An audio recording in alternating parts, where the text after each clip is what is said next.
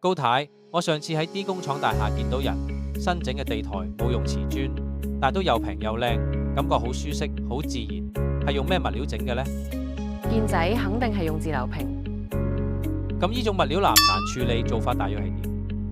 自流平地台料主要分為水泥基自流平與環氧樹脂自流平兩大類，兩者因材質特性、承載需求同埋施工標準差異，適用場景同工藝重點各有側重。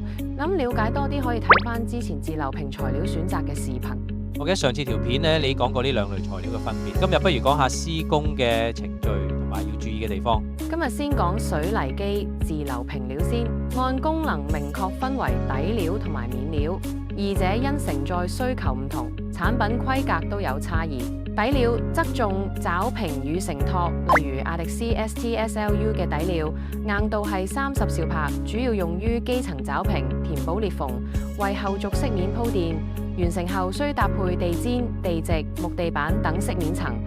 面料側重飾面效果同承載兼顧，因面料直接負荷寵物，例如亞迪斯面料 K380，硬度就會再高啲，去到最細35兆帕，抗折強度都最少10兆帕。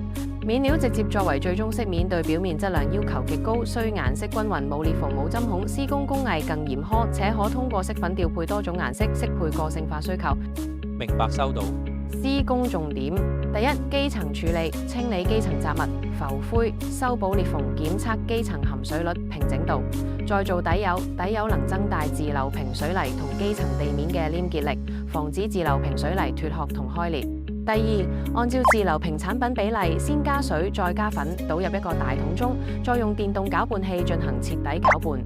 注意唔好大幅度上下攪拌，否則會增加砂漿內嘅空氣，攪至少3分鐘。攪拌完畢，靜止1分鐘，釋放氣泡，一般從最低位置開始倒。第三，攤平燒泡。如果地面平坦，就從最遠開始。底料厚度常見3到5毫米，面料常見厚度2到3毫米。用平水爬針碌推平，避免氣泡殘留形成針孔。第四，養護成品。施工後24小時內避免踩踏，保持環境通風。底料養護3到5日可進行後續飾面施工，面料養護7日以上達到最佳強度。咁施工時候有咩問題需要特別注意？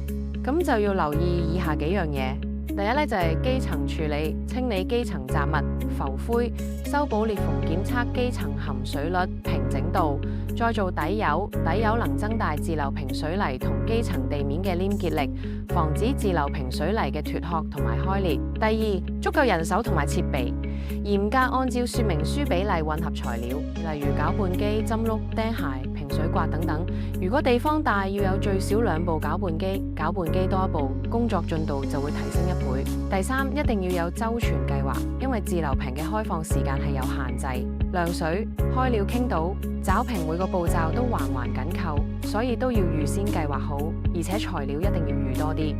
咁第四呢，就係承載匹配，未根據使用場景選擇對應強度規格，如重載區域錯誤咁選用低強度底料，會縮短使用壽命，需提前明確需求。睇嚟做之前真係要好好計劃，有充分準備，而且短時間內合作完成。冇錯啊，健仔，你對依啲物料有任何問題，歡迎 WhatsApp 高健，一定幫到你。揾高健，一站式防水維修物料就係咁簡單。